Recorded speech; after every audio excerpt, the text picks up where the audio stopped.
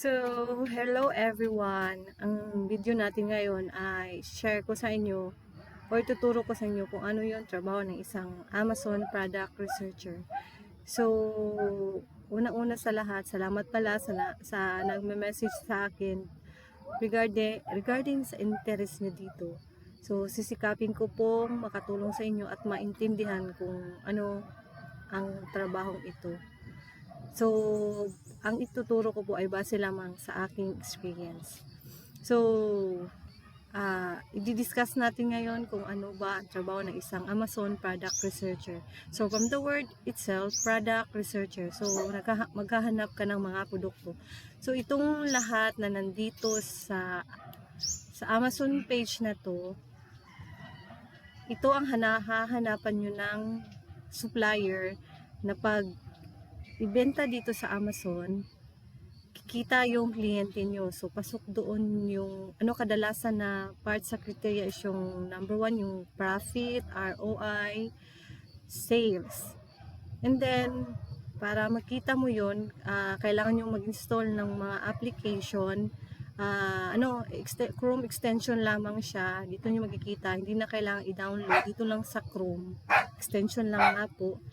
And then, yun na po ang mag-identify kung yung product pasok ba sa criteria ng kliyente nyo. So, for example, itong product na to, ito, click nyo lang, and then, ito yung mga tools na gagamitin para ma-identify kung yung product pasok sa criteria ng amo. So, ngayon, kadalasan sa ginagamit ng mga Amazon sellers is itong seller AMSA. So, kumpleto na siya. Kung wala kang kipa, nakalagay na dito. Pero, limited details lang galing kay kipa. Pero, at least, may idea ka na. So, ito yung SAS. Dito nyo makikita kung naabot ba yung profit na required at saka ROI at saka itong sales. And then, pangalawa, itong Buyboat Pro. So, ito siya. Ito.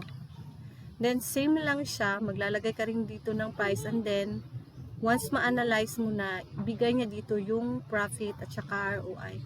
And then, pangatlo, ito yung binabasihan ng mga sellers kung okay ba talaga yung product is itong Kipa. So, dito nila binabasi lahat. Ito yung history ng isang product since the day na nalist siya dito kay Amazon. Dito malalaman kung pasok ba talaga siya. So, wag mo na kayong dyan, mag-focus. Basta, ang topic na ito is kung ano yung trabaho ng isang Amazon product researcher. So, uulitin ko po, itong mga existing na product na nandito kay Amazon page, hahanapan nyo ng supplier. And then, syempre, hahanap ka ng supplier na legit and yung presyo pasok sa required na profit, ROI, sales, at saka yung ranking. And madali lang talaga ang trabaho. Kailangan nyo lang dito ng time, focus, and then maraming methods para mahanap nyo yung product na as per criteria. So, later on, ituturo ko rin sa inyo kung ano yung mga method na yun. Basta, focus muna tayo kung ano ba talaga yung trabaho ng isang Amazon product researcher. So, yun po, itong lahat ng mga product na ito,